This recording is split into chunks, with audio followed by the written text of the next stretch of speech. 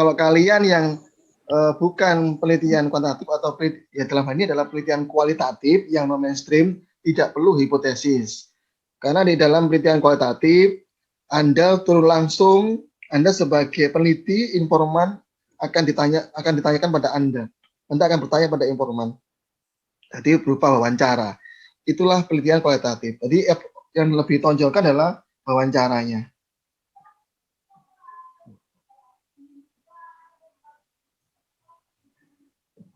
Jadi awalnya kita harus memahami seperti itu. Jadi jangan sampai nanti yang penelitian akuntansi yang kualitatif yang meneliti sikap perilaku ya. Karena saya sampaikan dari awal ya.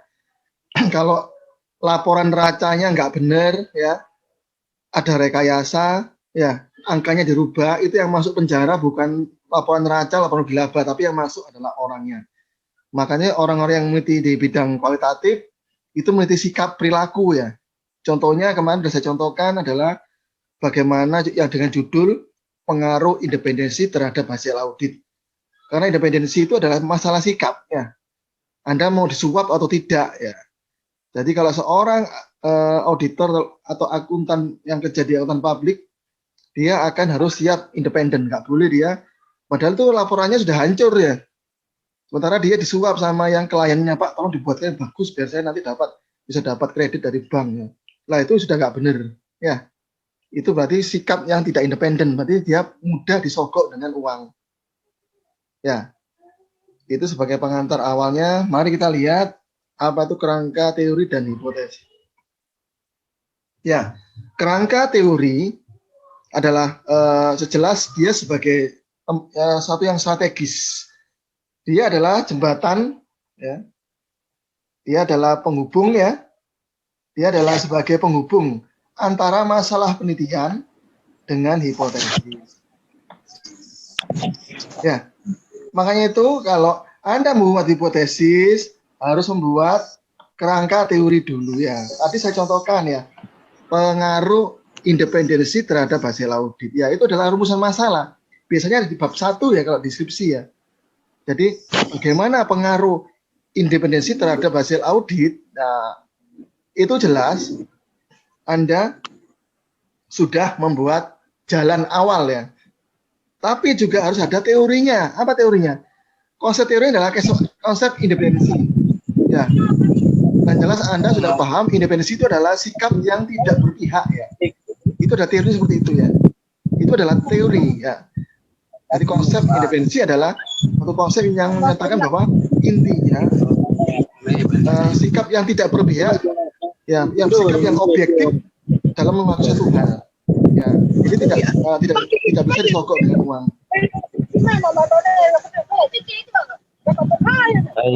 Suara di mute itu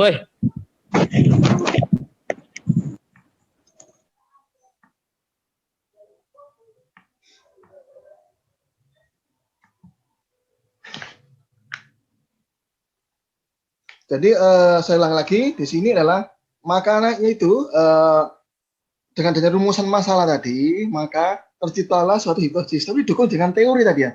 Terus teori hasil audit ya. Hasil audit adalah hasil pemeriksaan ya, itu kan suatu konsep. Jadi bagaimana pengaruh bagaimana pengaruh independensi terhadap hasil audit ya. Sama juga nanti yang mau ngambil jurusan pajak ya. Bagaimana pengaruh sanksi pajak terhadap kepatuhan wajib pajak. Itu bisa Anda teliti ya. Nah, konsepnya apa? Konsepnya adalah sanksi pajak. Sanksi pajak adalah berupa aturan hukuman ya, dan sebagai denda bagi siapapun yang melanggar. Sementara kepatuhan pajak itu adalah ketertiban ya, keteraturan dalam membayar perpajakan. Nah, itu adalah suatu kerangka teori. Jadi kalau ditulis jelas kerangka teorinya, kalau tadi independensi saya gambarkan adalah independensi ini iya. Nah, ini pengaruhnya terhadap hasil audit ya. Terhadap hasil audit. Nah, ini adalah teori tadi, dua konsep ini. Oke, saya lanjut. Ini masih ada yang masuk ya.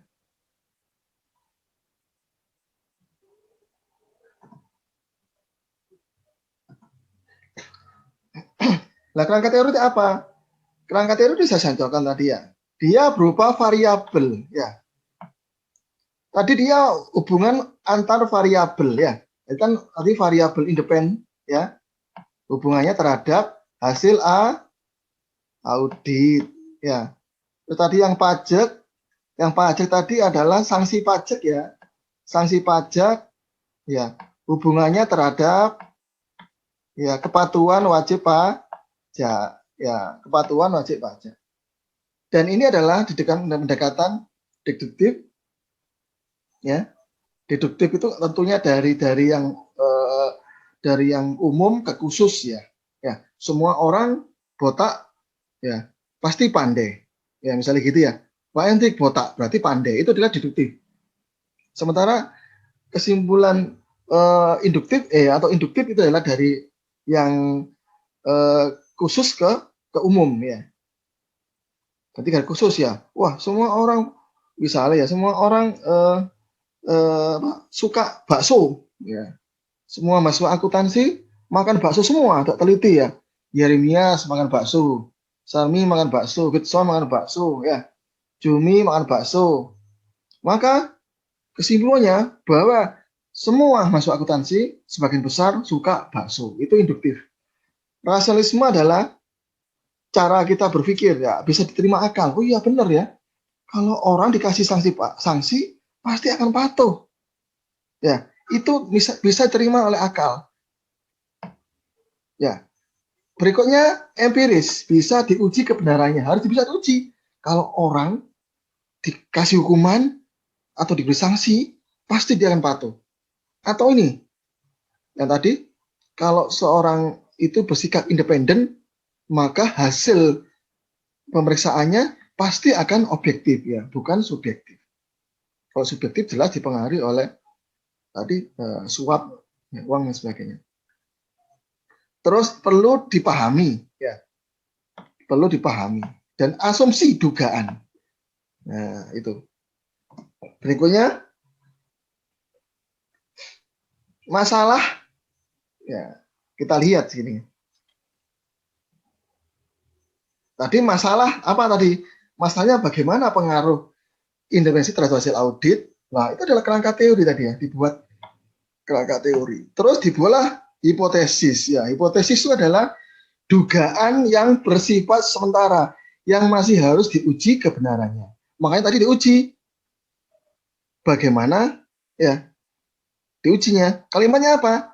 Diduga bahwa independensi berpengaruh terhadap hasil audit. Ingat kalau itu ada kalimat diduga. Nanti ada beberapa macam, tapi yang penting kita tidak menjustifikasi itu adalah benar, tapi kita masih menduga.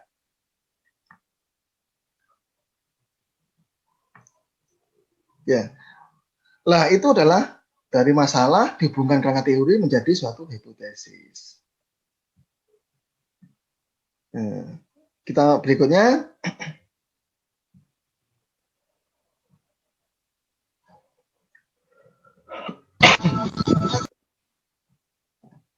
Nah, bagaimana Pak cara mengembangkan kerangka teori?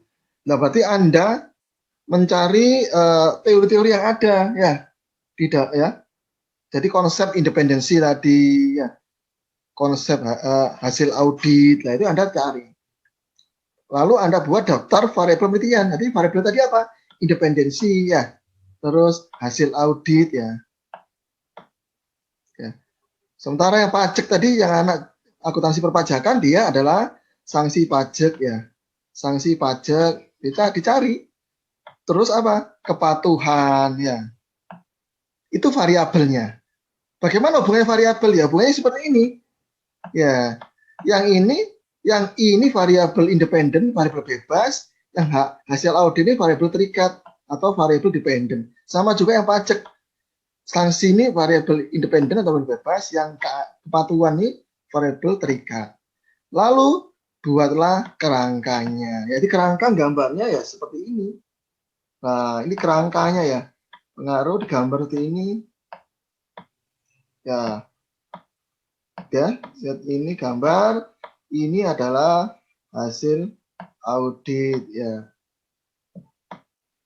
Ya, hasil audit. Nah, seperti itu gambarnya.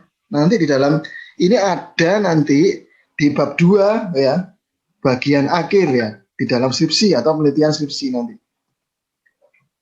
Ini adalah contoh kerangka teori ya.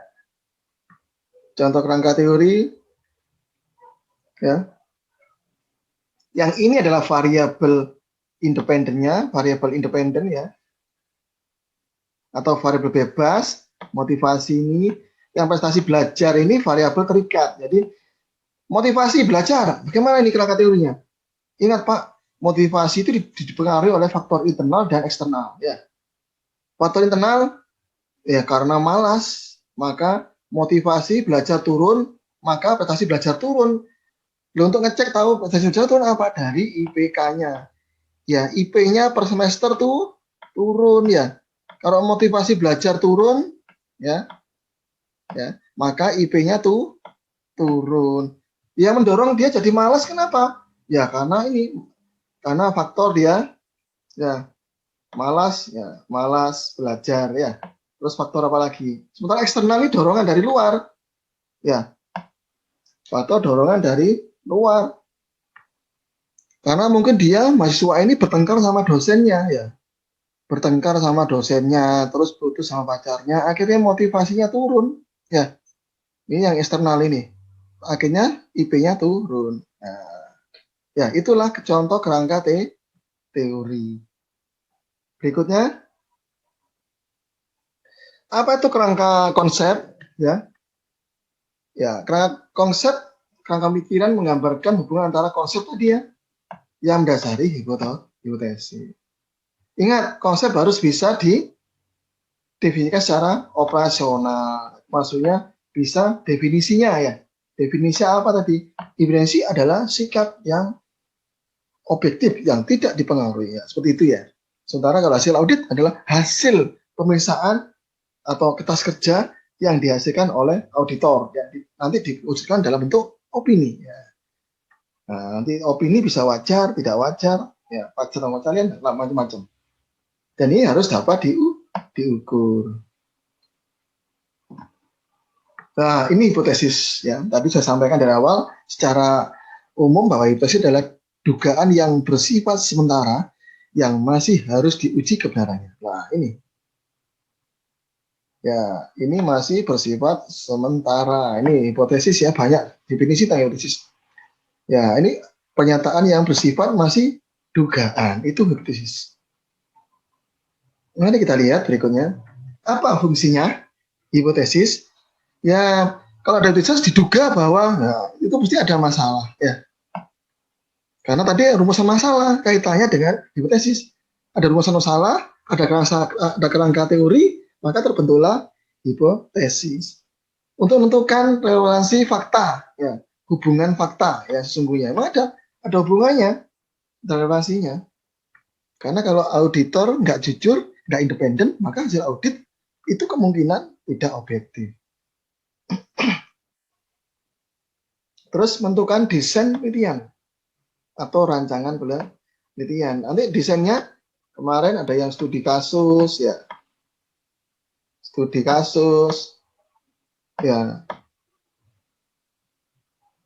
Di kasus ada yang apa namanya itu event studi ya, studi peristiwa atau event study ya. Malah yang ada juga di sini kalau yang tanpa hipotesis ya, biasanya penelitian kualitatif itu ada fenomenologi yang kemarin saya sampaikan, fenomenologi, terus kritis ya, hermeneutika itu kalau yang kualitatif, tapi dia kualitatif ingat tanpa hipotesis. Memberikan penjelasan ya jelas, memberikan kerangka kesimpulan bahwa definisi terpengaruh terhadap hasil audit misalnya gitu ya. Memacu untuk penelitian lebih lanjut ya, yang dalam rangka mengarahkan penelitian Anda biar nggak nyimpang. Wong tujuannya Anda itu meneliti pengaruh definisi terhadap hasil audit, ternyata Anda meneliti masalah lain ya.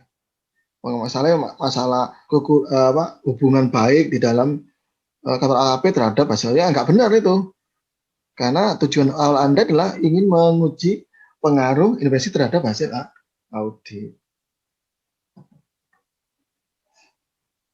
Ini macam-macam hipotesis, ya, macam-macam hipotesis. Ya, hipotesis kalau yang ini kalimatnya yang pertama seperti ini contohnya.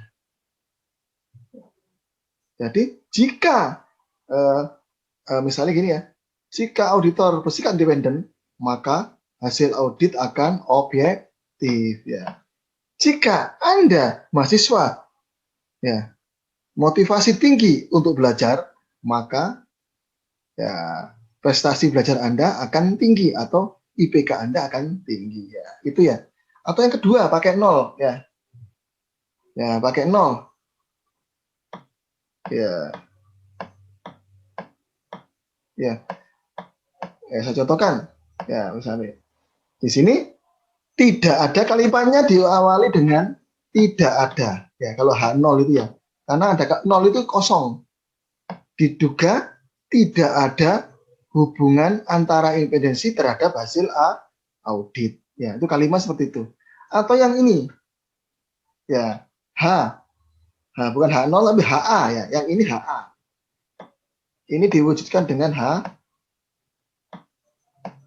ya. Kalimatnya kecil biasanya, A-nya kecil. Ya, yang ini ya diduga ada perbedaan ya antara misalnya ini secara ya diduga ada perbedaan ya kepatuhan wajib pajak sebelum dan saat pandemi COVID-19 ya. Jadi auditing teliti bagaimana orang patuh bayar pajak enggak dalam kondisi pandemi. Jadi kalimat tulisnya adalah diduga ada perbedaan ada perbedaan sikap ya. Sikap wajib pajak antara ya sebelum pandemi COVID-19 dan pada saat atau sesudah pandemi COVID-19 ya. Jadi itu secara sederhana. Ciri hipotesis yang baik bagaimana? Ciri hipotesis yang baik adalah harus konsisten ya. Kalau penelitian Anda sudah mengacu pada penelitian sebelumnya, biasanya di bab 2 ada penelitian terdahulu ya di bab 2.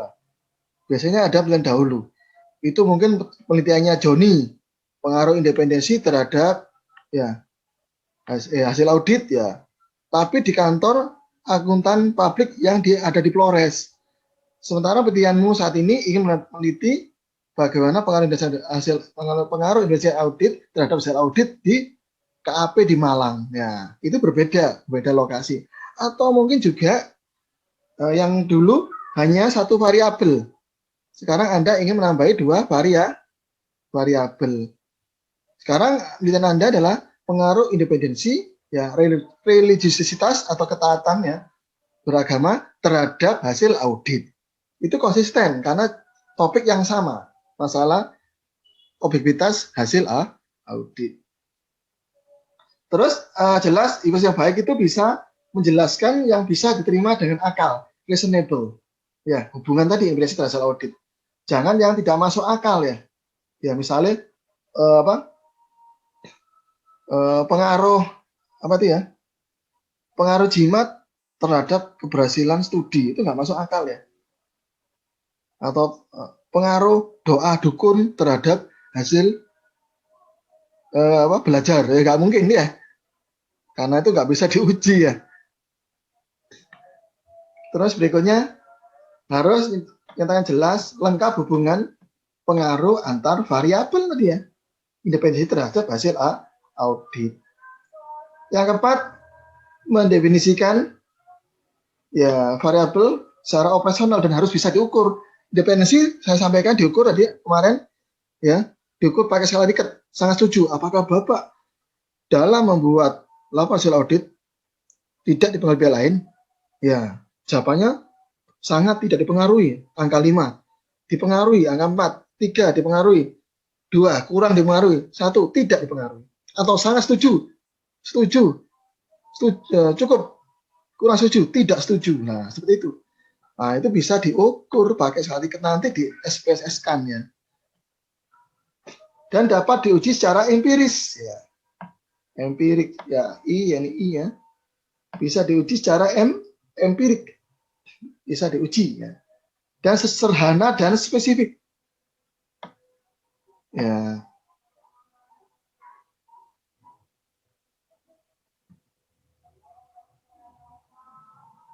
Ya, ada apa nih?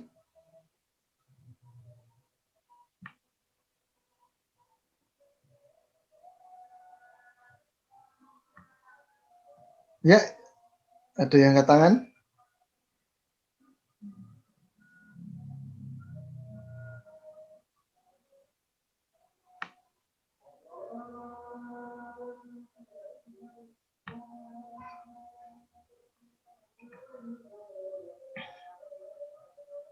Ya, Yanuas Syed mau tanya kayak ini.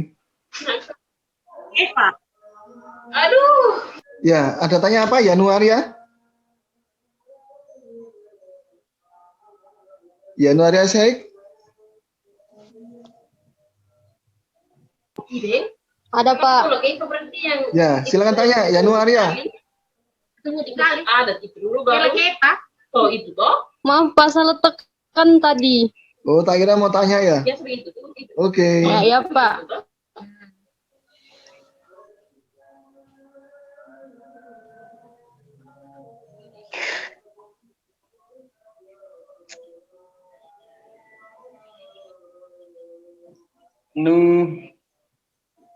Katrina Iya Pak, mau tanya mungkin?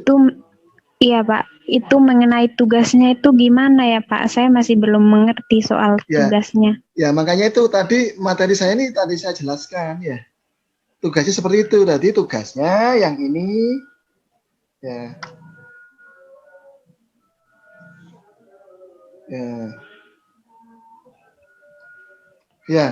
Jadi Anda tugasnya Anda buatlah sebuah masalah penelitian tapi yang terkait dengan akuntansi ya. Anda buat. Kemudian Anda buat kerangka teori ya tadi saya contohkan. Masalahnya apa tadi?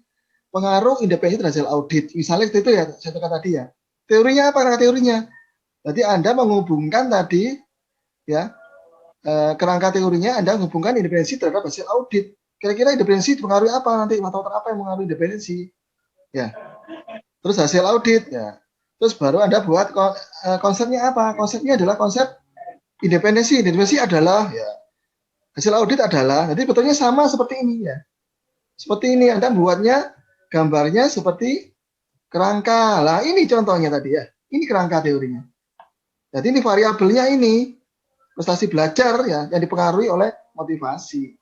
Apa saja nanti sama. Independensi dipengaruhi faktor apa saja.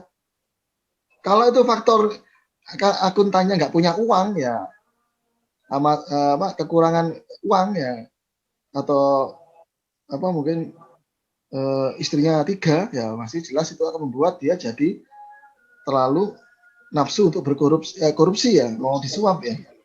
Nah seperti ini ya. Terlalu nafsu Pak, aduh. Ya, bagaimana? Iya Pak. Ya seperti itu ya. Iya Pak. Jadi Anda cari masalah dulu, rumusan masalah dulu. Misalnya tadi saya contohkan bagaimana pengaruh Indonesia terhadap hasil audit. Tapi Anda cari lainnya, jangan seperti itu ya, jangan punya saya. Terus Iya, buatlah Pak. kerangka teorinya dan konsepnya. Apa itu? Independensi adalah ya, hasil audit adalah ya. Ya. Jadi seperti itu maksudnya ya. Ya, saya lanjutkan tadi yang tadi ya. Lah, bagaimana pengujian hipotesis tadi ya? Tentukan alatnya apa ya? Alatnya apa? Ya, yang jelas ini pakai alatnya pakai SPSS, analisisnya maksudnya ya. Ya, di sini pakai regresi ya. Pakai regresi ya. Pakai korelasi ya. Ya. Korelasi, uji korelasi. Bagaimana cara mengukurnya? Ya tadi ya ada sangat setuju, angka 5, 4 itu setuju atau sekalikat namanya ya. 3 itu cukup, 2 kurang setuju, 1 tidak setuju. Lah ini nanti akan kita olah nanti. Kita masukkan ke dalam SPSS ya. SPSS, kalau SPSS ya. ya akan terus pakai regresi karena tadi secara sederhana pengaruh indeks. Kalau ngomong uji pengaruh berarti regresi. Kalau menguji bagaimana hubungan antara ya intervensi terhadap hasil audit lah itu pakai uji korelasi. Desain penelitiannya apa? Ya Anda Relasi. ya desain penelitian Anda studi kasus, ya studi empiris, studi peristiwa atau event study, ya dan lain sebagainya. Terus siapa objeknya apa ya? Ya objeknya di kantor akuntan publik. Subjeknya siapa? Ya auditornya atau akuntan di kantor publik itu. Terus Anda pasti jelas penjelasan definisi variabelnya tadi. Di sini adalah apa itu dependensi? Dependensi adalah sampel. Ingat sampel itu adalah sebagian populasi ya, sebagian dari populasi yang diambil untuk diteliti itu sampel. Kalau sampling itu teknik pengambilan sampel. Ini akan kita bahas lebih lanjut sampling ya. Jadi sampling ini ya sampling. Terus bagaimana pengumpulan datanya? Pengumpulan data pakai ya Anda bisa wawancara. Ya, ada 3 ya. Yang paling utama wawancara, observasi ya. Ya wawancara, observasi sama apa satunya? Dokumentasi, wawancara, observasi dan dokumentasi. Nah, lanjutnya adalah pengolahan data. Ya, nanti tugasnya ya ditulis tangan saja ya. Tugasnya tulis tangan, Anda foto pakai kamera Anda ya. Jadikan PDF lalu dikirim. hendrik@gmail.com memang hendrikcdr45@gmail.com ya. Iya Pak. CDR. Pokoknya Pak. Gampang itu. Tugasnya gampang ya, paling cuma 2 lembar ya. Ya analistra ya. Iya Pak, kesehatan di sana ya Pak. Ya cuma 2 lembar paling gambar-gambar selesai ya. Yang penting saya bisa baca apa yang ada di pikiran Anda ya. Yang penting Pak mau nanya masalahnya bebas ya Pak? Mau di ekonomi? Bebas ya, tapi akuntansi ya yang mengandung akuntansi berkaitan dengan akuntansi. Ya. Yang mengandung akuntansi. Ya. 9 bulan 7 hari dia mengandung akuntansi. Iya. Ya. Halo Pak. Kita lagi 5 bulan menangkap. Ya gimana mau? Iya, benar. Kimi dapat tiga pas sumber atau bawa oso Bob. Yang belum absen silakan absen ya. Yang belum absen, yang belum boleh di chat Zoom sebentar lagi akan kurang 2 menit. Kita screenshot muka kita Pak. Kita screenshot. Bukan manis. Sampai screenshot wajah Anda ya. Baik, pasang ganteng-ganteng Pak.